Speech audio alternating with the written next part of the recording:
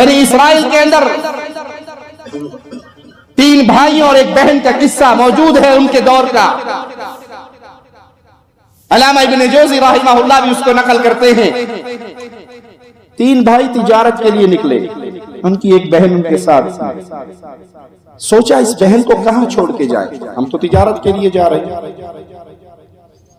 تو وہاں پر ایک بہت بڑے راہب, عیسائی راہب عالم اس دور کے, وہ رہتے تھے. کہا اس راہب کے پاس چھوڑ جاؤ. اس کے پاس آئے, بڑی منت کی, اس کی نہ مانا, بہت منت سماجت کی. تو کہا اچھا ایک شرط ہے, یہ میرے عبادت گاہ کے سامنے والا جو گھر ہے اس میں آپ اس کو چھوڑ دیجئے اور جائیے اللہ کے راہ.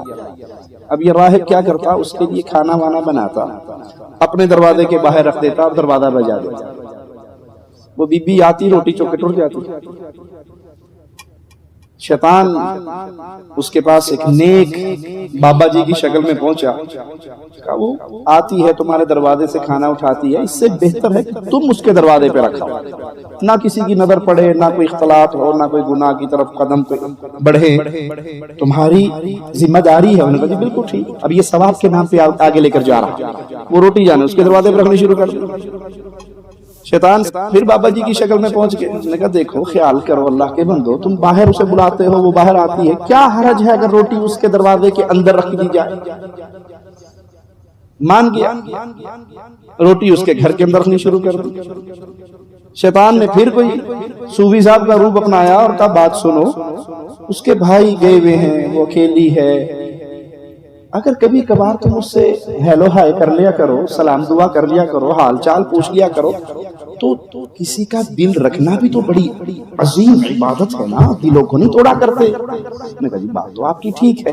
وہ اگلے دن روٹی رکھنے کا جی کیا حال ہے, آپ ٹھیک ہیں, خیریت سے ہیں. یہیں سے شروع ہوتا ہے کام سارا فتنہ, یہ فتنے کا دروازہ. اس لیے اگر آپ کے گھر میں کبھی کسی غیر مرد کا فون آئے اور آپ نے اٹھایا اور پتہ لگ گیا وہ سامنے غیر مرد ہے, کوئی ضرورت نہیں اسے السلام علیکم کہیں یا کچھ. وہ کوئی بات پوچھے آپ کے خامند کا, آپ کے بھائی کا, گھر پہ نہیں ہے, سختی سے اس کا دروازہ بند کریں. جی ٹھیک ہے, آپ اپنا نمبر لکھوا دیجئے, وہ جو ہی آئیں گے میں کال کروا دوں گی, وہ کال بیک کر لیں گے, آپ کا نام کیا. کوئی ضرورت نہیں تفصیل پوچھنے کی. غیر مرد ہے جی گھر پہ نہیں ہے, اس ٹائم گھر پہ نہیں ہوتے, اور فون بند, تاکہ اس کے دل میں شیطان کو اشارہ کرے تو وہ اس کی تمنائیں وہیں پر دم توڑ جائے. اور جب آپ نرم لہجے میں گفتگو بڑھائیں گی تو شیطان ادھر سے بھی کام سٹارٹ کر. اس نے روٹی اندر رکھ دی اور اس کا حال چال پوچھنے لگیا. شیطان نے اس بی بی کو بڑا بنا سور کے اس کی آنکھوں کے سامنے مزین کر دیا. اب وہ حاجی صاحب نیک آدمی بیچارہ شیطان کے فتنے میں مبتلا ہو گیا. اس کے ران پہ ہاتھ مارا, اس سے بدکاری کی, بدکاری کر کے واپس چلا گیا. بچہ پیدا ہو گیا.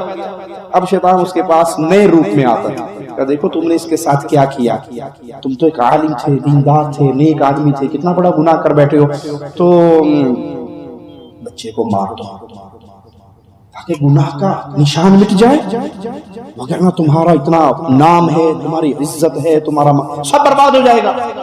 بات ٹھیک کی ہے, بچہ مار دیا.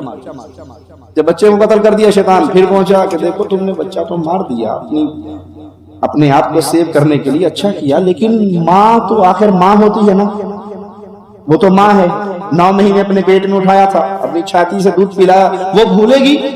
اس کو بھی مار دو, نہ رہے پاس نہ بجے پاس. اور پھر توبہ کر لو, توبہ کا دروازہ تو کھلا ہی ہے نا, پھر توبہ کر لینا. اس نے اس کو بھی قتل کر دیا.